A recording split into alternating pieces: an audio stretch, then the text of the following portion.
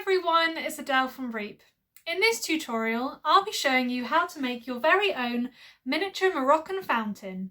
Let's get started. For this activity, you will need a printed copy of page 3 to 4 on A4 white card, scissors, glue, coloured pens or pencils, and a mirror or tracing paper is optional if you would like to check the symmetry of your design.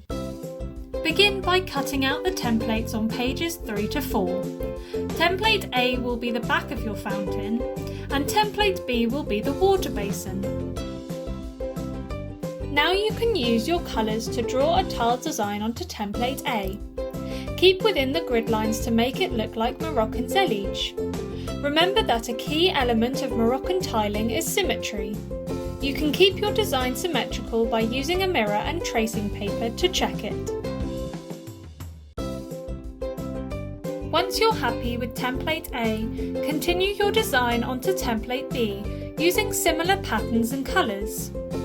Once you've done this, colour in the reverse side of template B blue to look like the basin is filled with water, just like I'm doing here. Now it's time to stick your two templates together. Fold along the dashed lines of template B to create two tabs. Glue tabs 1 and 2 onto the corresponding labels on template A to form a basin. Make sure the blue side of the basin is facing inwards and your tile pattern is facing outwards.